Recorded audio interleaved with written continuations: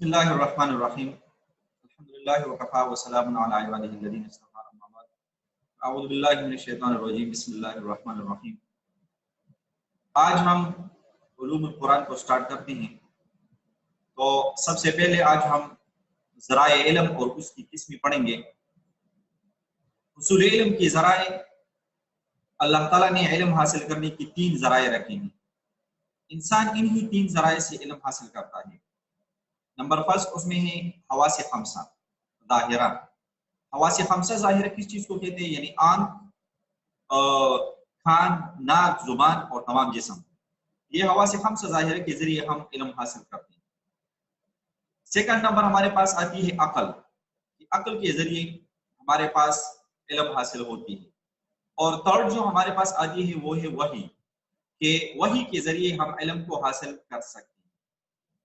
اب number first کو اگر ہم ایکسپلین کریں حواس خمسہ ظاہرہ سے کیا مراد ہے، تو علم حاصل کرنے کی ان تینوں ذرائع میں ترتیب اس طرح ہے کہ انسان کو کچھ چیزوں کا علم حواس خمسہ ظاہرہ سے ہوتا ہے۔ مثلا آنکھ سے دیکھ کر معلوم ہو گیا کہ ہمارے سامنے ایک شخص موجود ہے، اس کا رنگ گندمی اور قد لمبا ہے وغیرہ، عقل۔ اسی طرح بعض چیزوں کا علم عقل سے ہوتا ہے، جیسے حواس خمسہ ظاہرہ سے معلوم ہوا کہ ایک شخص موجود ہے، لیکن یہ معلوم نہیں کہ اس کو کس نے پیدا کیا۔ اب عقل نے بتا دیا کہ اس کو اللہ تعالیٰ نے پیدا کیا ہے، لیکن یہ عقل سے حاصل ہونے والا علم بھی محدود ہے، کیونکہ بہت سی باتیں ایسی ہیں کہ جن کا علم نہ حواس خمسہ ظاہرہ سے حاصل ہوتا ہے اور نہ عقل سے۔ جیسے اس شخص کے بارے میں عقل نے یہ تو بتا دیا کہ اسے اللہ نے پیدا کیا، لیکن اس شخص کو کیوں پیدا کیا گیا، اس پر کیا ذمہ داریاں ہیں، اس کا کون سا کام اللہ کو پسند ہے اور کون سا کام اللہ کو ناپسند ہے، یہ تمام سوالات ایسے ہیں کہ عقل اور حواس مل کر بھی ان کا جواب نہیں دے سکتے۔ پھر آتی ہے وحی۔ اس کے جوابات صرف اللہ تبارک و تعالی ہی دے سکتے ہیں، اور اللہ تعالیٰ نے ان کے جوابات انسان کو دینے کے لیے جو ذریعہ مقرر فرمایا ہے اسی کا نام وحی ہے۔ اس لیے وہی انسان کے لیے وہ اعلیٰ ترین ذریعہ علم ہے جو اس کی زندگی سے متعلق جوابات مہیا کرتا ہے، جو عقل اور حواس کے ذریعے حل نہیں ہوتے۔ اس تشریح سے یہ بھی واضح ہو گیا کہ صرف عقل اور مشاہدہ انسان کی رہنمائی کے لیے کافی نہیں ہے، بلکہ اس کی ہدایت اور رہنمائی کے لیے وحی الہی کی ضرورت ہوتی ہے۔ اب وحی کس چیز کو کہتے ہیں، اس کی لغوی تعریف کیا ہے؟ تو اگر وحی کی لغوی تعریف کو ہم دیکھیں تو وحی اور ایحاء کے لغوی معنی جلدی سے کسی بات کا اشارہ کرنے کی ہے۔ وحی ایحاء، اس کا لغت میں ڈکشنری کا جو معنی ہے جلدی سے کسی بات کا اشارہ کرنا، ہاں یہ اشارہ آواز کے ذریعے سے ہو یا کسی عضو کو حرکت دے کر ہو یا تحریر و نقوش کے ذریعے ہو۔ جیسے حضرت زکریا علیہ السلام کا واقعہ بیان کرتے ہوئے اللہ تعالیٰ نے فرمایا فَخَرَجَ عَلَىٰ قَوْمِهِ مِنَ الْمِحْرَابِ فَأَوْحَىٰ إِلَيْهِمْ أَنْ سَبِّحُوا بُكْرَةً وَعَشِيًّا۔ بس وہ اپنی قوم کے سامنے محراب سے نکلی، فَأَوْحَىٰ إِلَيْهِمْ، اور انہیں اشارہ کیا، أَنْ سَبِّحُوا بُكْرَةً وَعَشِيًّا، کہ صبح و شام تسبیح کرتے رہا کرو۔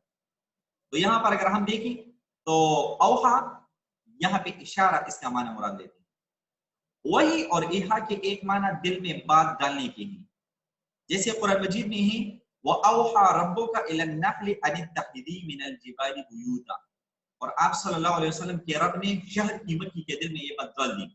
وَأَوْحَىٰ رَبُّكَ، تمہارے رب نے یہ بات ڈالی، إِلَى النَّحْلِ، شہد کی مکھی کے دل میں، أَنِ اتَّخِذِي مِنَ الْجِبَالِ بُيُوتًا، کہ تو پہاڑوں میں گھر بنائے۔ تو اب دیکھیے یہاں پہ اوحا کا معنی، وحی کا معنی کیا ہے؟ دل میں بات ڈالنا۔ وحی کی اصطلاحی تعریف کیا ہے؟ المنزل علی نبی من انبیائہ۔ وحی کی اصطلاحی تعریف کیا ہے؟ المنزل علی نبی من انبیائہ، اللہ تعالیٰ کا وہ کلام جو اس کے کسی نبی پر نازل ہوا۔ اب وحی اور ایحاء میں فرق کیا ہے؟ وحی اور ایحاء، ہم نے کہا کہ وحی یا ایحاء، تو علامہ انور شاہ کشمیری رحمۃ اللہ علیہ فرماتے ہیں کہ وحی اور ایحاء دونوں میں تھوڑا سا فرق ہے۔ ایحاء کا معنی و مفہوم عام ہے، نبی یا غیر نبی میں سے کسی کے دل میں اشارہ سے بات ڈالنا ایحاء کہلاتا ہے، ہاں وہ نبی کے دل میں ہو یا غیر نبی کے دل میں ہو۔ لہٰذا یہ لفظ نبی اور غیر نبی دونوں کے لیے استعمال ہو سکتا ہے۔ اور وہی صرف اور صرف انبیاء کرام کے ساتھ خاص ہے۔ اس لیے قرآن مجید میں اللہ نے لفظ ایحا نبی اور غیر نبی دونوں کے لیے استعمال کیا ہے، اور لفظ وحی صرف انبیاء کے لیے استعمال فرمایا ہے۔ بہرحال وہی وہ ذریعہ ہے جس سے اللہ تعالیٰ اپنا کلام اپنے کسی منتخب بندے تک پہنچاتا ہے، اور اس بندے کے ذریعے تمام انسانوں تک وہ کلام پہنچاتا ہے۔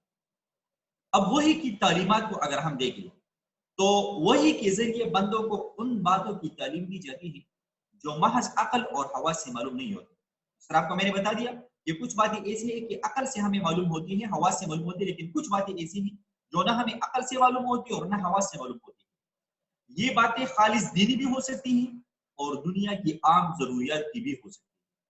انبیاء علیہ السلام کی وحی عموماً پہلی قسم کی ہوتی ہے، لیکن بوقت ضرورت دنیاوی ضروریات کی بھی وحی کے ذریعے باتیں ان کو بتائی گئی ہیں۔ مثلا اگر ہم دیکھیں حضرت نوح علیہ السلام کو کشتی بنانے کا طریقہ یہ اللہ تعالیٰ نے وحی کے ذریعے بتا دیا، دنیاوی ضرورت ہے۔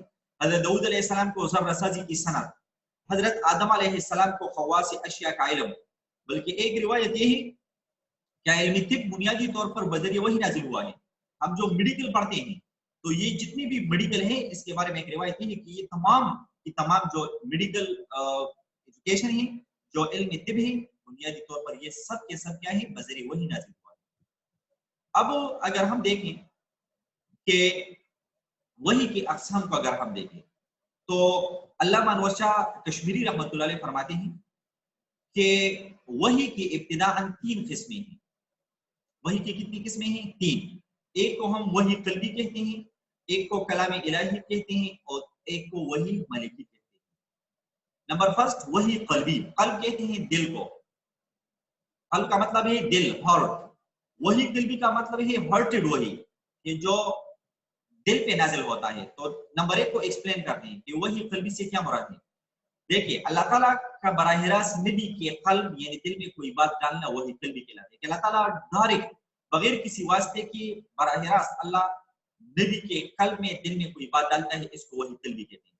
اس میں نہ فرشتہ کا واسطہ ہوتا ہے اور نہ نبی کی قوت و آواز کا دخل ہوتا ہے، اور نہ اس میں کوئی آواز سنائی دیتی ہے، بلکہ اچانک کوئی بات دل میں آ جاتی ہے اللہ تعالیٰ کی طرف سے۔ اور یہ کیفیت یاد رکھیں بیداری میں بھی ہو سکتی ہے اور خواب میں بھی۔ اسی لیے انبیاء علیہ السلام کا خواب بھی وہی ہوتا ہے۔ جیسے حضرت ابراہیم علیہ السلام کو اپنے بیٹے کے ذبح کرنے کا حکم اسی طرح دیا گیا تھا، خواب میں اللہ تعالیٰ نے ان کو فرمایا اور یہ ان کے لیے وحی کی حیثیت رکھتی تھی، اللہ تعالیٰ ان کو حکم فرما دیتے۔ تو یہ نمبر فرسٹ ہو گئی وحی قلبی، کہ جو بات اللہ تعالیٰ ڈائریکٹ نبی کے دل میں القاء فرماتے ہیں۔ سیکنڈ آتی ہے ہمارے پاس کلام الہی، اللہ تعالیٰ کا براہ راست نبی سے بات کرنا۔ کلام کہتے ہیں بات کرنا، الہی اللہ تعالیٰ کو کہتے ہیں، کلام الہی اللہ کا کلام، اللہ کی بات ہے۔ تو کلام الہی سے کیا مراد ہے؟ کہ اللہ تعالیٰ کا براہ راست نبی سے بات کرنا، اس میں بھی کسی فرشتہ کا واسطہ نہیں ہوتا، لیکن نبی کو آواز سنائی دیتی ہے۔ وہی قلبی میں آواز نہیں سنائی دیتی اور کلام الہی میں نبی کو آواز سنائی دیتی ہے۔ وہی کی اس قسم میں چونکہ باری تعالیٰ سے براہ راست ہم کلامی کا شرف حاصل ہوتا ہے، براہ راست بندہ اللہ تعالیٰ سے براہ راست ہم کلام کرتے ہیں، اس لیے یہ قسم وحی کی تمام قسموں میں افضل اور اعلیٰ ہے جتنی بھی وحی کی قسمیں ہیں، کیونکہ بندہ براہ راست ڈائریکٹ اللہ تعالیٰ سے باتیں کرتا ہے۔ جیسے وَكَلَّمَ اللَّهُ مُوسَىٰ تَكْلِيمًا، قرآن پاک میں اللہ تعالیٰ فرماتے ہیں وَكَلَّمَ اللَّهُ مُوسَىٰ تَكْلِيمًا، اللہ نے موسیٰ علیہ السلام سے خوب باتیں کی۔ یہ ہو گئی کلام الہی، وحی کی دوسری قسم۔ فرسٹ ہو گئی وحی قلبی، دوسری ہو گئی کلام الہی کہ اللہ براہ راست نبی سے بات کرتا ہے۔ تیسری قسم وحی کی ہے وحی ملکی، اللہ تعالیٰ اپنا کلام کسی فرشتہ کے ذریعے نبی تک بھیجتا ہے، ملک فرشتوں کو کہتے ہیں۔ وحی ملکی کا مطلب یہ کہ وہی جو اللہ تعالیٰ فرشتے کے ذریعے کسی نبی تک بھیجتے ہیں۔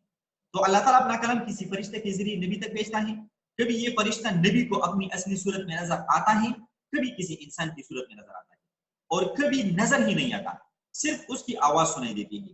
وحی کی ان تینوں قسموں کو قرآن کریم میں اس طرح بیان کیا گیا ہے، ما کان لبشر ان یکلمہ اللہ الا وحیا او من وراء حجاب او یرسل رسولا فیوحی باذنہ ما یشاء۔ تین باتیں ہو گئی۔